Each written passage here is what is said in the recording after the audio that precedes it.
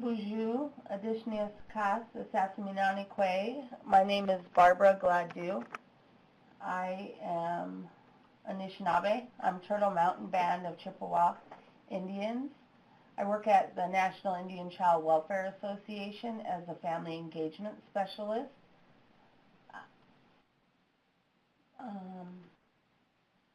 I wanted to give a little disclaimer that the information that I will talk about in here does not represent all 560 plus tribes.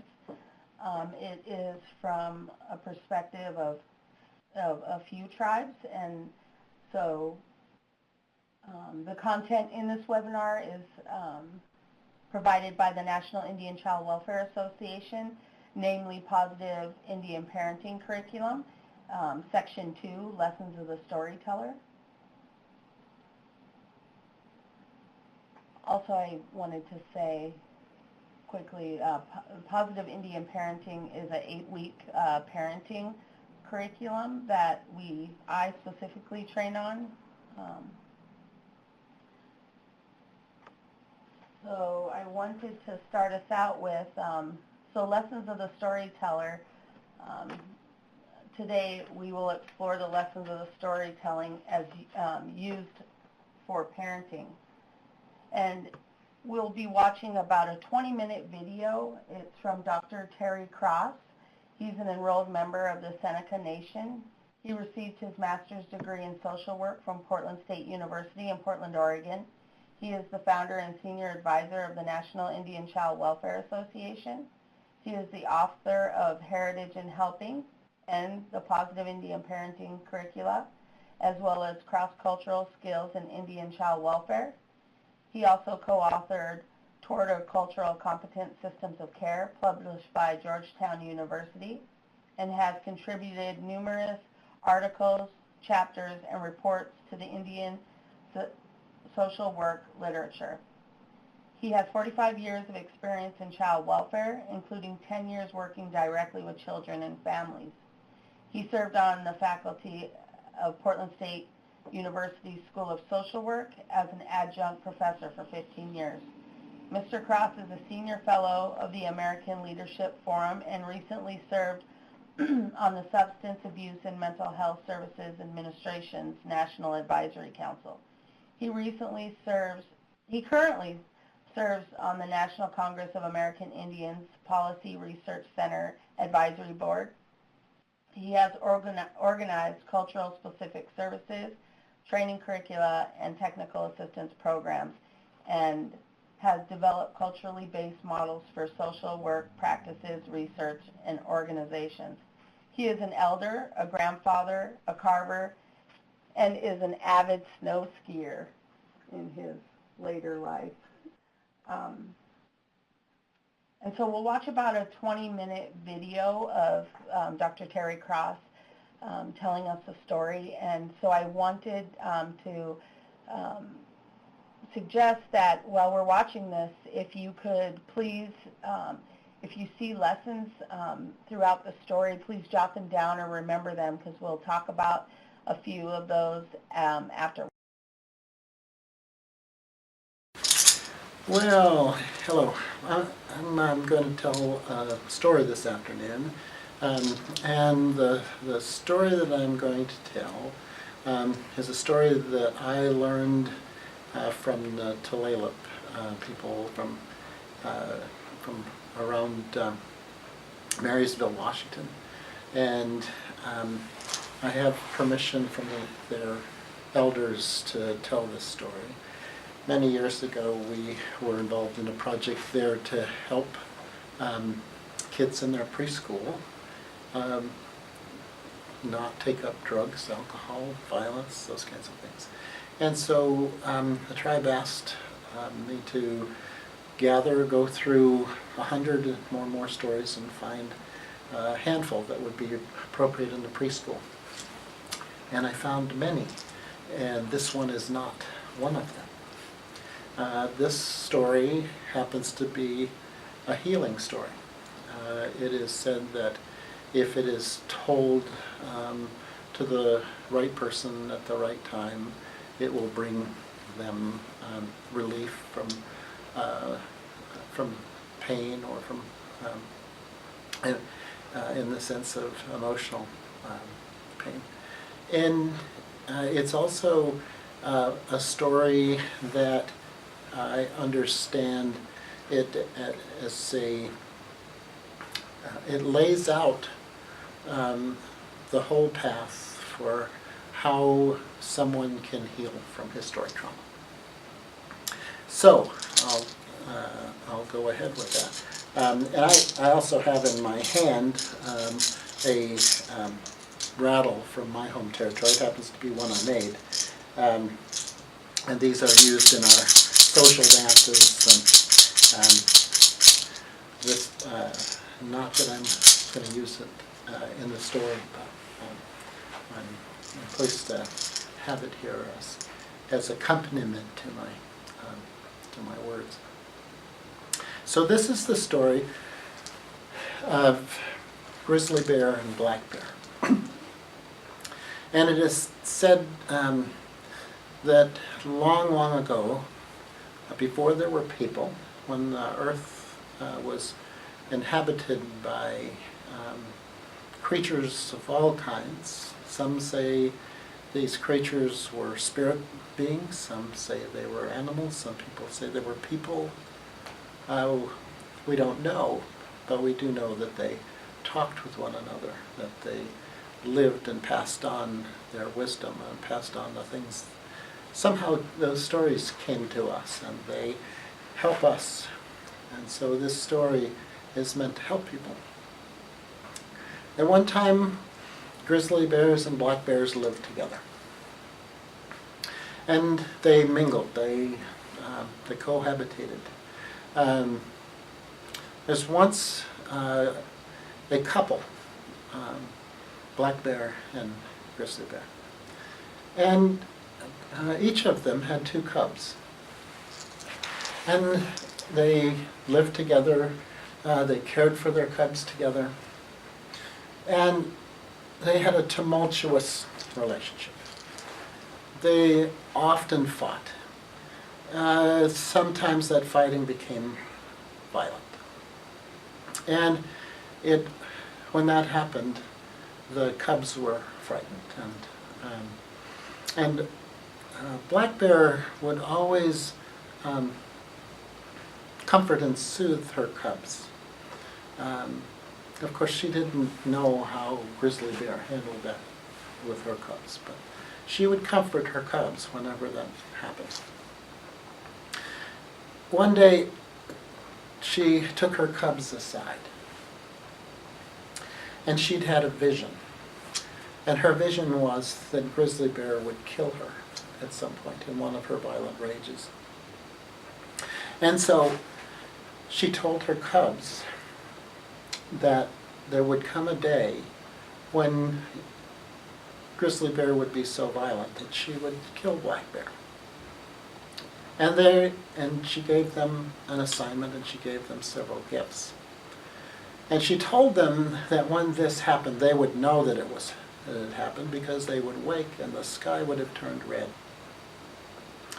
And as soon as they saw that the sky had turned red, they were to do everything she taught them to do without question, with faith and with generosity, with care and caution, and to do it quickly, because,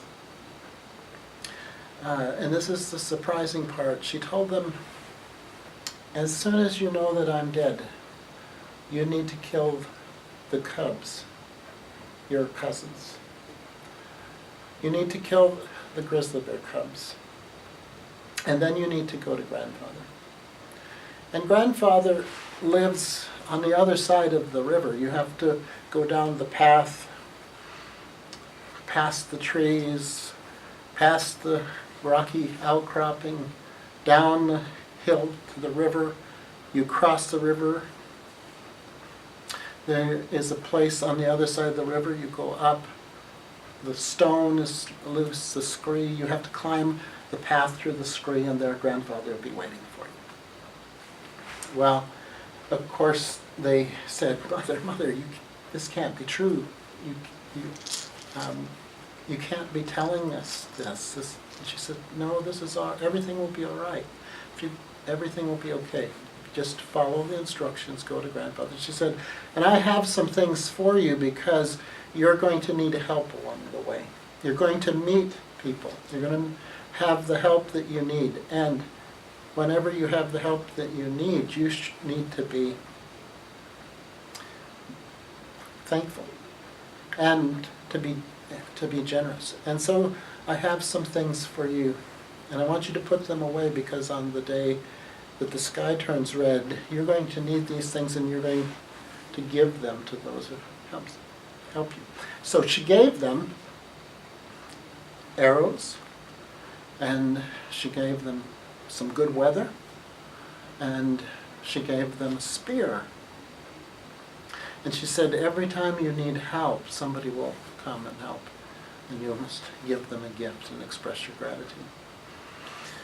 Well, they were upset, as you can imagine, but pretty soon they forgot. They didn't think about it too much. They loved to play, and they had a good time. But one morning they awakened, and the sky had turned bright red. And they knew that their mother's prediction, her vision, had come true. And they said, what are we going to do? Mother is dead. One said to the other, we have to do what Mother told us to do. Oh, we can't. That's such a horrible thing. How can we kill her? Oh, because it's the grizzly bear cubs. They talked about it, and they decided they had to follow their mother's teachings. They had to go to grandfather. They had to do it quickly, and so they laid in wait. And when the grizzly bear cubs appeared, they used the spear that their mother had given them, and they killed the grizzly bear cubs. And they knew the grizzly bear would be up there soon, and that if she should appear, they would be killed as well. So they ran as fast as they could run down the path. They ran until they were out of breath. They ran so hard, so fast, that, and of course their legs were much shorter. And grizzly bear mom, she was huge, and she could run much faster than they. And they sat down under a crabapple tree, and they were crying. And they didn't know if they could go on, and they didn't know if they were going the right way. And pretty soon they heard a voice behind them that said, "My cubs, what's wrong? What's happened?" And so they told Crabapple Tree what it was that was going on, and Crabapple Tree said, "You'll be fine. Do what your mother told you to do. Go to grandfather. He'll protect you." And so they got enough rest that they could run down the path, but before they left him, they gave Crabapple Tree one of those arrows. They went on down the path. Again, they ran as far and as fast as they could go. And again, they were tired. They sat down. They cried. They heard another voice. What's wrong, cubs?" Well, they were leaning up against a log where they were resting, and the log was talking to them, asking them. And so they told the log the same thing they told the Crabapple Tree, what had happened. The log said, "Do as your mother said. She was very wise, and you must go to grandfather. Grandfather lives on the other side of the river, as your mother told you. You have to go from here. You're on the right path. Go down past the rocky outcropping. Go down the path to the river. Someone will be there to help you cross the river. And you go across the river, go up the rocky place, climb the scree. You'll find grandfather." And so off they ran as fast as they could go. They came to that rocky outcropping that everyone had told them about. And again they sat down because they were so out of breath, they were so tired. And as they cried, they heard someone crying. And they stopped crying and it went away. And then one of them started crying again. They heard the cry and they couldn't figure out what was going on. And soon that cry said, "Why are you crying?" And it was Echo. Echo lived in that rocky outcropping. And so they told Echo what had happened, and Echo said, yes, you're on your way to grandfather. Go down this path. Down at the river, you'll find somebody to help you get across. And then you'll go up the river, climb the rocky place, and grandfather will be there to welcome you. You'll be safe. And so off they went down the path to the river, and it was a long way down. You can imagine someplace like the Columbia Gorge or some where they had to climb, and they had to go a long way down towards the river. They got down there, and for as far as they could see, there was no way across the river. It was a huge river, fast, roiling. But standing there was a really tall guy. And so they went over to talk with him and to ask him how you get across the river. And they said very politely, they said, excuse me, sir, excuse me, our mother told us we needed to get across the river to get to grandfather, but we don't see a way to get across the river. He said, well, tell me what happened. Why do you need to get across the river? So they told him the story, and he said, I'll help you get across the river. He said, his name was Stork. And he said, there's a way to get across the river, but you have to listen to my instructions. He leaned back, he stretched out his leg, and he put his leg all the way across the river. He said, you crawl across my leg to get across the river. He said, but you be careful not to step on my kneecap. And so they gave him that spear. And the Tulalip people said that that's the reason that storks have really long beaks, because that's the spear that the black bear cubs gave him that day. So they crossed the river, very careful not to step on his kneecap. They jump, they run along the river, they go up the river, they find the place where the rocks fall in the scree. They climb up through the path through the scree, and there's grandfather. And they said, grandfather, grandfather, help close the door, please. You know, a grizzly bear's coming, she's going to kill us. And he said, come in, my grandchildren, come in, my cubs. You're safe here. And they said, grandfather, we're sure grizzly bear is on our trail. And when she gets here, she'll rip us apart. And he said, everyone is welcome in my home. No evil can cross my threshold. Everyone is welcome here. And so they sat down. Grandfather took care of them. Well, as you can imagine, as soon as Grizzly Bear had discovered her cubs, she was in a complete rage. She was just out of control. She roared, she screamed, she rolled in the dust, she clawed at the trees, and off she ran, chasing. She sniffed around till she picked up their trail. She went down the trail as fast as she could, and she came to this place where she sniffed the ground because it was clear that the cubs had waited there. They moved around, and she sniffed until she came right underneath this crabapple tree. And as she was sniffing, pretty soon she was all tangled up in the crabapple tree branches. And she had to tear herself loose to get away. Once she got loose from the crabapple tree, she ran as fast as she could down the trail, and she saw right there and ahead of her in the trail, there was a log that was somehow across the path. She ran and she went to jump over that log, and that log came up and hit her right in the chin, and she went right rolling. She couldn't understand how she had tripped, and something had happened. She was sure that she could clear that log by jumping, but here she was dazed.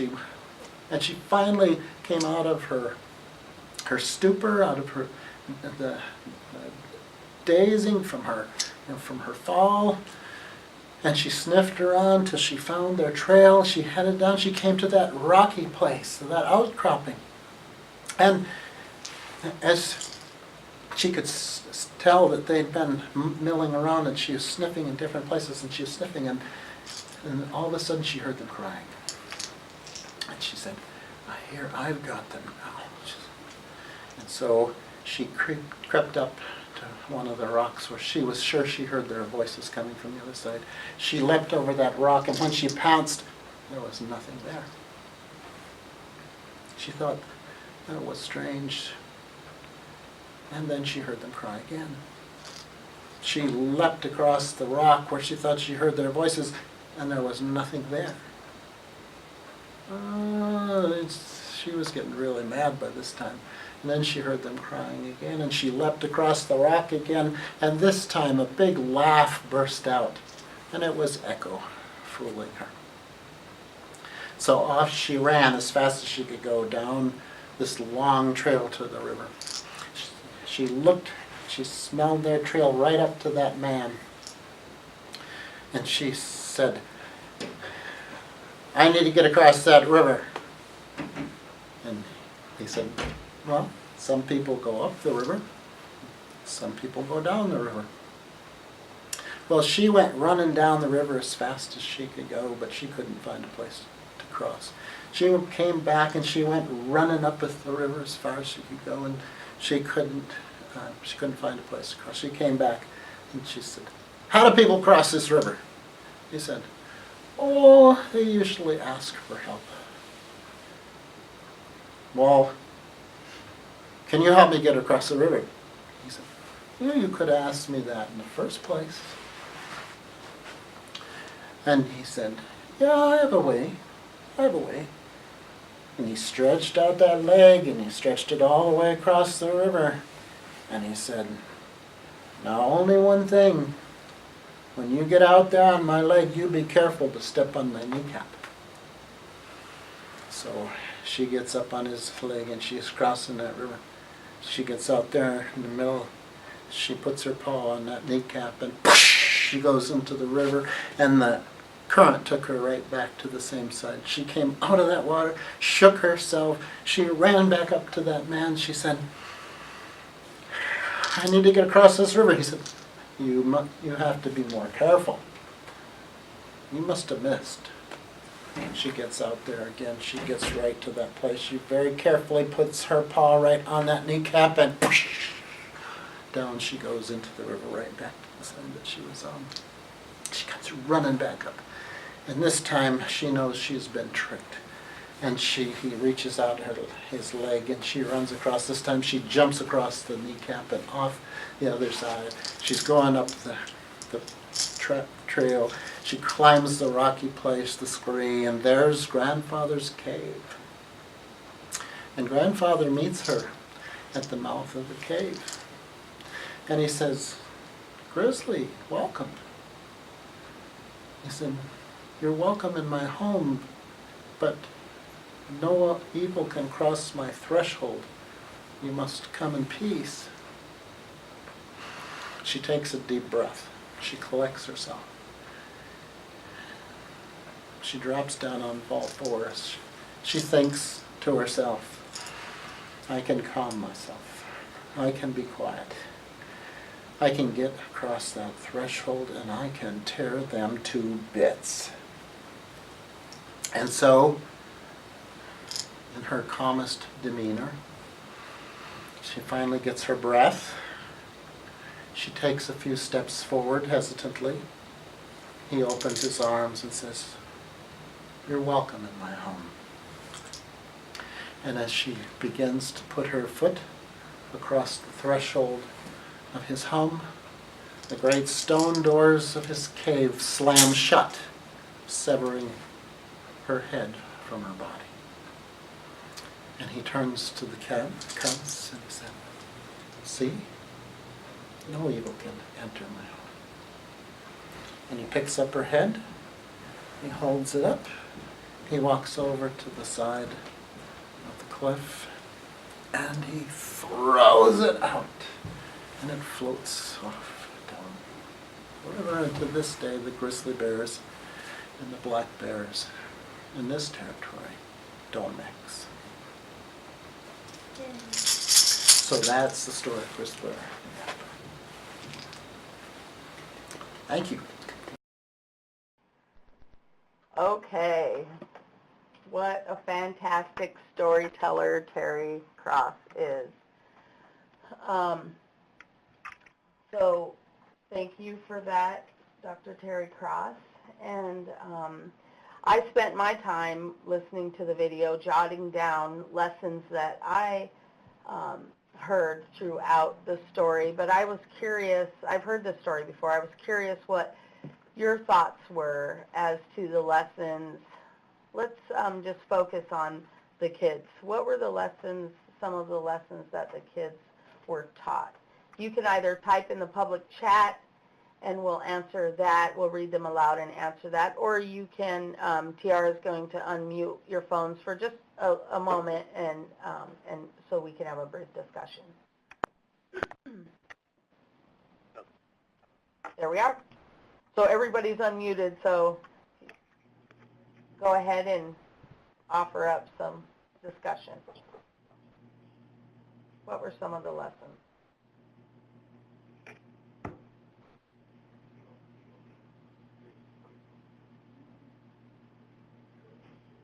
I can start. So one of the things that that I heard in there was in the beginning we learned that grizzly bear and black bear live together, and so I don't know if you'd call that living with a diverse or multi-ethnical family, but that's what it was. I also heard that, you know, the mother had a vision and she communicated with her kids and gave them that forewarning. She trusted her instinct. She trusted her inner spirit that, you know, gave her this vision, and then she forewarned her kids and gave them directions. She also gave them guidance as to, you know, what they could expect and how they should behave, how they should interact with others who are helping in the helping and guiding field. Other thoughts?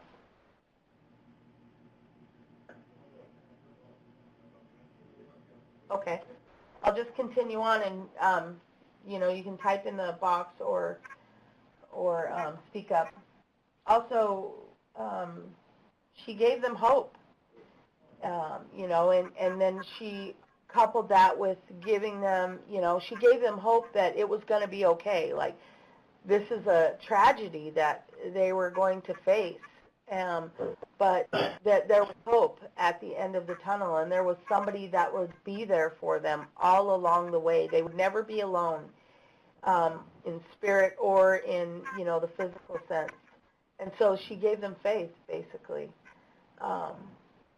And she reminded them to be thankful and grateful for the help that they would receive and support. She taught them to be generous. You know, she mentored that. She mentored the ability to communicate, you know, to think critically about a situation, and she laid it all out for them. And in that way, she provided them with nurturance and love far beyond her life. She taught them how to value support and help by giving offerings, you know, giving gifts, being thankful. Then also what I saw in there was swift justice. You know, it was harsh, but it was swift justice. And she connected the children with the elder, with their grandfather, and you know, and told them to trust him, and that, you know, that they would be provided with safety. And so those are just some of the things that I heard. Does anybody want to share, or should we just move on? Perfect. Go ahead and mute the lines. If you would like to type in the type box, that would be fine, if you had any final comments. So in this story, so many great life lessons for children in this story. And, you know, the storyteller doesn't necessarily have to stop. They can afterwards open it up for communication and talk to kids, about what they perceived, what they heard, what they heard as lessons, and it really opens up that communication. Okay, so in this webinar, we'll explore storytelling as a part of parenting. Lessons of the Storyteller examines the tradition of storytelling in relationship to communication with children and the parent's role in development of good judgment and the importance of spending quality time with children. Since the as a parent, we must meet the basic needs of our children. We must provide food, water, and shelter. But we know that children need so much more than just the basic needs. They need nurturance, they need connection to others and to the land, honestly. Children need love and security. They need to be taught how to live within society norms. Just like anyone learning a new skill, a child needs someone to teach these things to them. Historically, the job of raising children wasn't just left to the biological parents. In fact, the job of raising children was extended to the community, to the extended family, even to the environment in which they lived. A lot of lessons were learned. As Terry just told this story, a lot of lessons were learned from the natural world by just observing. And a lot of lessons weren't ever told. They weren't verbalized. They were just observed, and children had to use their own critical thinking skills. The value of storytelling really, in the context of, American Indian society is really, because of the boarding school era, we're seeing generations and generations of parents who didn't have that parenting skill that was passed down to them. And so, where do we learn to parent? We learn to parent from our parents. We learn to parent from those around us who are offering guidance, nurturance, love, lessons, those types of things. That's in our community. And so if you're raised in a boarding school, the boarding school was very militarized. There wasn't much nurturance there. There was a lot of skill taught and education and undoing of Indian culture, of Indian language, of not practicing cultural ways of knowing and not practicing the ways of their people. And they were separated from those communities. And a lot of times kids never even got to go home to visit at all because the boarding schools were hundreds of miles away. And, in those days, there weren't vehicles. People couldn't travel. They traveled by horse, if anything, and imagine having to travel that far. And so the value of storytelling is really that, it's one of those skills that traditionally was, parenting wasn't left to chance. And so this was one very critical and crucial way that parents and communities and extended families taught children how to live life. And so this is a very profound thing, storytelling. The storyteller understands the traditional role of storytelling. They understand that it's a crucial part. They understand that it's a way to connect to their community, to the audience that they are speaking to, that they're telling the story to. They understand the audience needs. They understand the environment in which they are. They understand the story that they're going to tell and the lessons that they want to incorporate into into that story. And parents can develop their own sense of how storytelling can be a central part of their communication. I know for me, storytelling, I offer up to my children all the time, do you want to read a book or do you want to tell a story? And, you know, oftentimes they want me to tell them a story. And I know some of our traditional stories from our tribe, but I also am a very good storyteller and can make stories up based on what I understand that my children's needs are. Maybe it is that we just want to be funny and light, and, you know, and maybe I just want to, oftentimes I'll put them into character, animal characters, and they'll figure it out halfway through the story that character, that animal character, is actually them because of the behaviors and things like that. And so it can be a really fun way to interact with your kids. It gives them that place, that sense of self, that sense of place.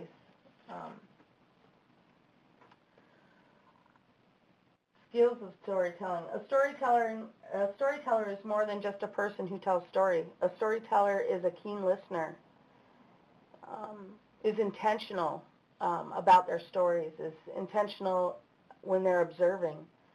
A storyteller is like a counselor, definitely a teacher, a spiritual guide, a nurturer, is a giver of choices and options. A good storyteller understands their audience. They understand what has worked for their audience in the past and how they might incorporate it into their story. A good storyteller will always model important skills in their stories. They'll model it through the way that they live their own lives. They'll use their own life lessons, harsh, funny, in stories. They'll use them to laugh at themselves, to find joy in life, to find joy in really hard situations, and help children, you know, problem solve, even help themselves problem solve. So I have here being vulnerable is one of your greatest strengths, and what I meant by that was really that, you know, if it's the case that, you know, I'm having a really hard time, if I use that communication skill and just walk through it and let, you know, my children just know that, you know, hard times to happen, but there are ways to get through it, and the other side isn't as scary as maybe the road. And so it's okay to be afraid and to have fears, and but that you're never going to stay in that place, that there is the other side of that. And stories often can be like that. Like in Terry's story, you know, he started out with, you know, there was a relationship and it was very tumultuous and it was hard, and at the beginning the Cubs didn't see that there was any way that they could get through that hard time. There was just no light at that end of the tunnel. But she kept telling them the things that they needed, the skills that they needed, and then in the end, you know, they made it through, and it was good in the end, in the light of all that, you know, really terrifying stuff and facing their mother's death. But the light was at the end of the tunnel.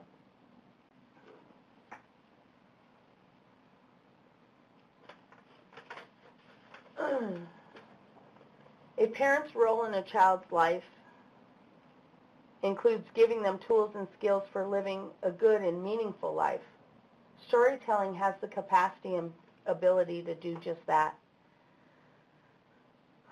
From the parenting perspective, the use of storytelling is a means to pass down knowledge and skills. Historically, storytelling was how tribes passed down their ways of knowing that supported their families, supported their elders, their youth. They supported them with their spiritual, emotional, physical growth and maturity.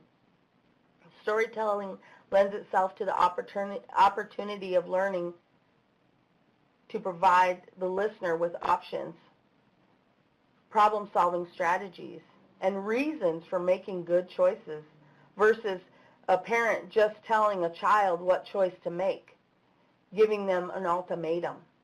Storytelling lends itself to really letting the child think for themselves, giving those options, like I don't know if you've heard about the good wolf or the bad wolf, but there's a story and it talks about the good wolf and all the good things that the good wolf does, and then there's the bad wolf and all the bad choices that the bad wolf makes. And at the end, the child says, "Grandpa, which wolf am I?" And the grandpa says, "You're the wolf that you feed the most." And so if you feed into that good choices and that good behavior and provide that child with good opportunities, you can bet that when given the option, the child will choose to act in a way that is meaningful and good. Understanding your roots. Even if you're a person who was not raised, traditionally or on the reservation or with your cultural teachings, as I was not, it's never too late to familiarize. Even if you're not a tribal person, a native person, your culture does have history. Your culture does have stories. Orating and storytelling was the very first way for anybody to communicate. There wasn't just a written language. We had to, evolve to that. And so storytelling was the way that, all groups used to pass on knowledge, to entertain, to interact, to communicate, and to counsel. And so, finding those roots is meaningful, but also it's meaningful for the storyteller, one, if you don't know, but it's also meaningful and gives that child the roots that they need to know who they are, because children struggle with identity. That's a stage that they go through, and this storytelling is a way to help them through a lot of things that kids face, bullying, puberty, hormonal change. I guess that's puberty. And so storytelling is a good way to not, maybe call a child out on a behavior, but as a way to teach. In preparing to be a storyteller, if it's the case that anybody can be a storyteller. Traditionally it was, there were certain people who were the keeper of stories, of certain stories of the tribe, but anybody really, we're all storytellers. We all tell stories to people. We pass down knowledge. And so one way that, works is asking elders. Elders always, I know that, elders always have a good story to tell and are willing to tell them. And they have that fantastic perspective because they have so much life experience. And, they've made it through the really hard times most often, and so they really have that really lighthearted perspective of things. Other resource people in the community, I know there are a lot of heritage projects that a lot of tribes have to reconnect to their culture because of all of those policies, against Indian people. And so a lot of tribes have done a lot of work around, cultural teachings and trainings and revitalizing language and digital storytelling and all of those things. It's best to use your own stories. We talk about in the book that the author talks about how it's okay to, if you read it in a book, it's okay to say that that's the case. Off the internet, a lot of tribes have, their own web page, and so I know my tribe does, and there's a lot of stories on there. We have our creation story, And so those are great resources.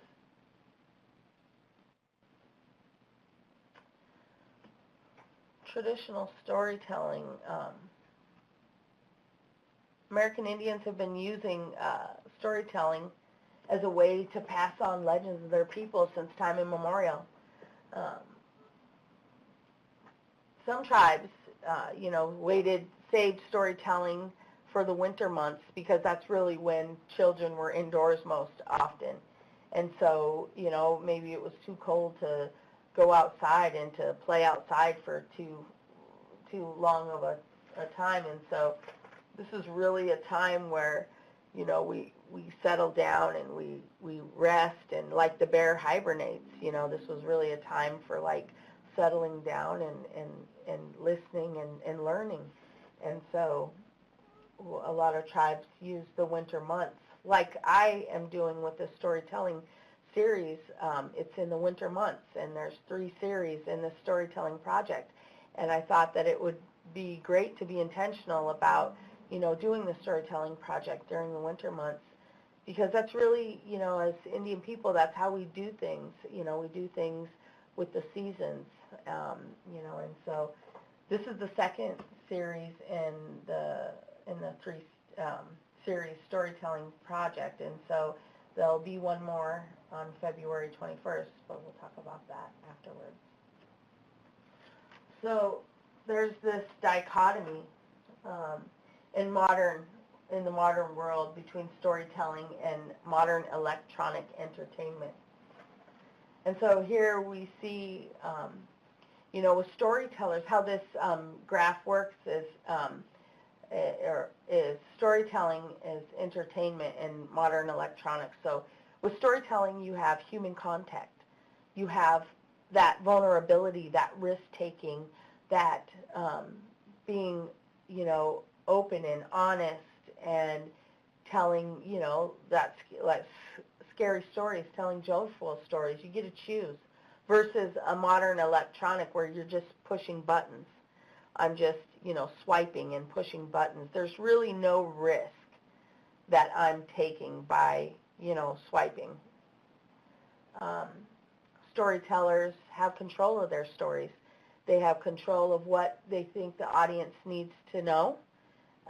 At any moment, a storyteller can change the direction of the story based on what they're observing in the audience, versus an electronic where once I swipe, what happens beyond that is beyond my control. I have no control over it besides stopping it. That's the only control I have. I have no way to shape it, no way to, to divert it.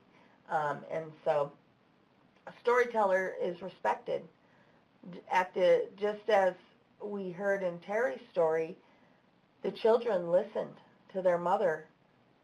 They listened because they followed her directions.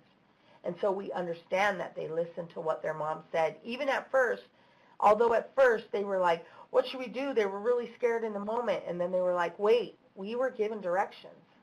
And so versus a listening device, where there's just, the only respect there is that, my parents probably paid for this thing, and, so I have that type of respect, fear for my life if I break it or lose it. And the storytelling, when you were listening to Terry tell that story, like, there was images for me.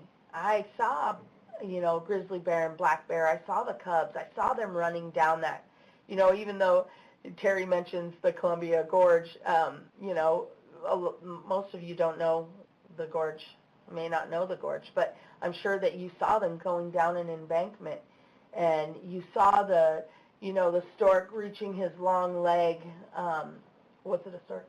His leg across, the river, and so I don't know what you saw. I know what I saw, but I bet you what we saw had differences, but also had similarities. Versus a prepackaged image, with an electronic. Like I said before, the storyteller, there can be many situations. There can be gray areas. It can go up and down, and you know, with electronics, it's like win or lose. Like, you have 3 lives.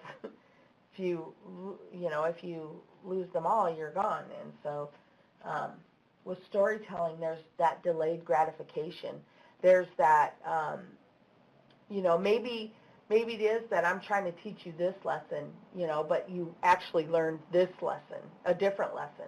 And so, you know, there's, you know, that way of teaching is that way of letting people think on their own and to have their own choices and to learn the things that they needed to learn is fantastic, versus a modern electronic where it's, I want to know what I want to know and I want it right now.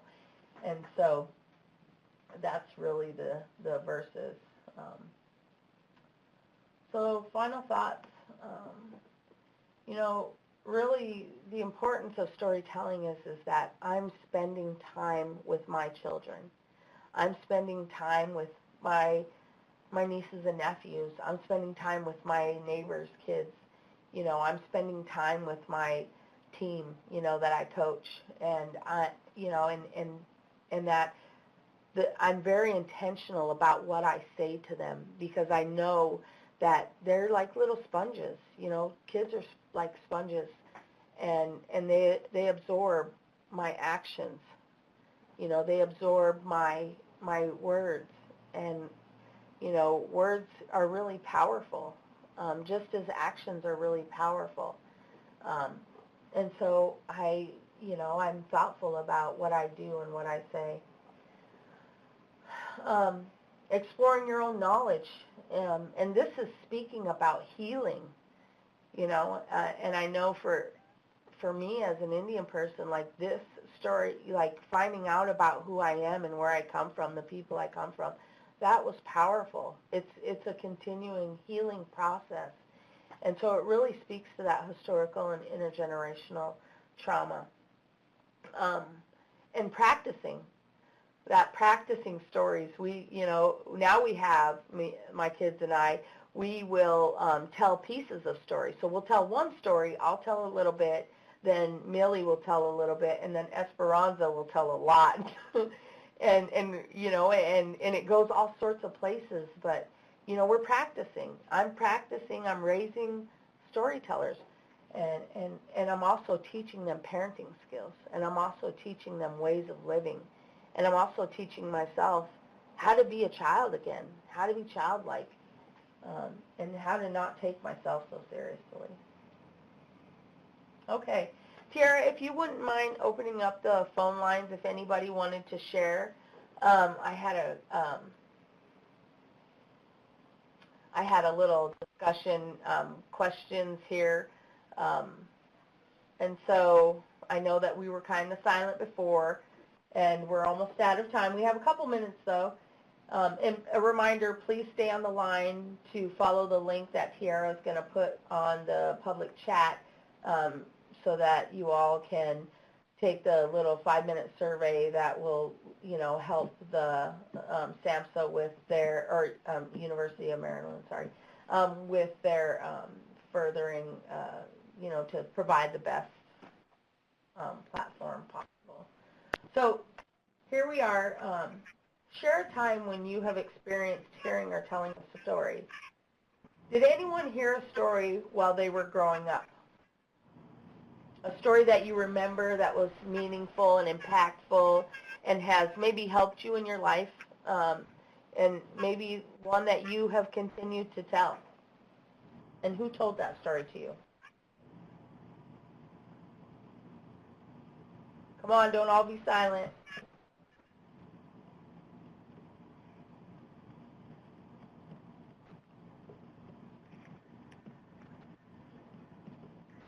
No right or wrong answers. Hello. Oh, yep. Hi, this is Leslie Steve. I am with the Fallon Paiute Shoshone tribe in Nevada. Hi, and Leslie. we have a Circles of Care grant that's brand new. When I was young, I heard, my mother was our storyteller. And she, over the years, she told over and over two particular stories. And one of them was about, we have legends of the water baby out here. They're like beings in the marshes and the canals and the drain ditches for irrigation. And they have a lot of power, and a lot of our medicine people got their medicine from the water babies. And so she had a story about the water babies, and then there were also the more told stories about something called the Ninit, which was basically like the boogeyman, but out in Paiute country, they were called like the Ninit, and there's stories around them, and so it was something that we heard over and over again over the years. It's long stories for both of them, but anyways, it was my mom who told these stories and other stories. Then my dad always told the story about the origin of the Paiute people in our area.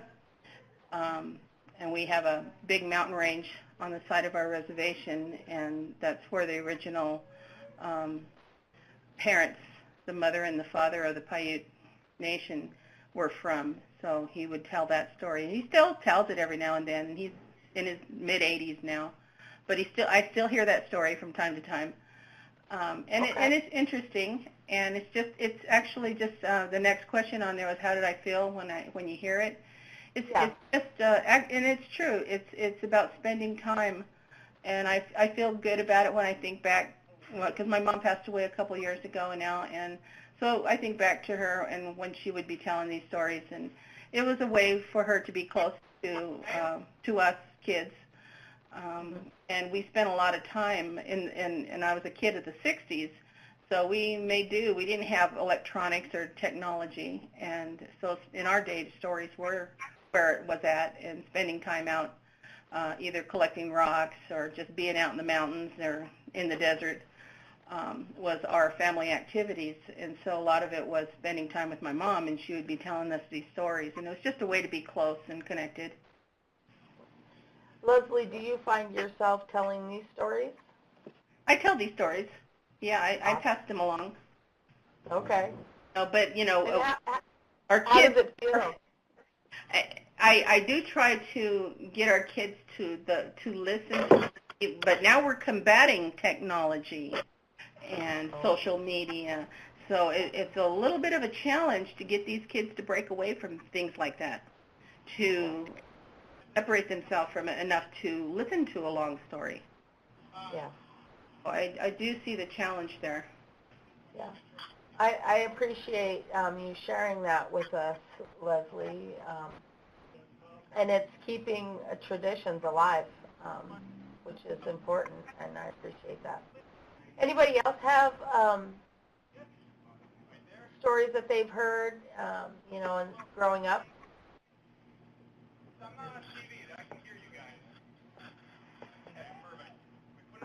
I can share something. This is Okay. Kristen from NICWA. I suppose my stories that I wanted to talk about were actually more modern stories, but they're stories of my husband's family, and we think it's really important in our family to tell even the more recent stories, because they sort of connect our kids to our extended family in ways. So I suppose one story, as an example, is a story about when my husband was young and they were on the fishing boat, and he saw jellyfish in the river or in the ocean, and he threw a bucket over the edge, and only when the bucket, he had the rope wrapped around his arm a bunch of times so he didn't lose the bucket. And only when the bucket hit the water, he went, oh no, we're going really fast. And so he flew down, sort of water skied down the edge of the boat and nearly ripped his arm off. And the family tells that story over and over and over again, usually every summer, but every family gathering, because it's hilarious and they like to embarrass each other as a family jesty, kidding thing. But, I mean, it also does have a lesson because they do have a boat and they, spend time out on the, ocean fishing and stuff. So it does have a real safety warning for the kids. But the third reason, I think, is also just because it reminds them of fun times being, in the summer and doing a family activity where the whole family was together. But we kind of regurgitate a number of funny, silly stories about his family and about my family because they're important to remember as good family times. So, Thank you, Tristan. That's awesome, and it's true. Like Tristan said, like we're storytellers. Whether we know it or not, we pass down, our history, and so yes, it was funny, and yes, family uses things to embarrass people, but also there's a good lesson and reminiscence and things. We are currently out of time, but if anybody, and I see Tiara has added the survey link, so please take a moment and take that survey. Also, I wanted to remind folks that that the next webinar is February 21st at 9:30 a.m. Pacific time. And so that will be our final final in the three-part series. And there'll be two storytellers. Julie Blue Horse Skelton will be talking about the natural earth and connection, with children and tradition and the plant world. And then Max Defender from my tribe will be will tell a story about the Anishinaabe creation story. And then I will give an overview of all of the webinars so far, and then we'll have a wrap-up. So thank you all so much for logging on, watching the webinar, and I hope that you have heard something that would be helpful for you and your community and your parents, and we thank you so much for your time. Thank you. Thank you. thank you.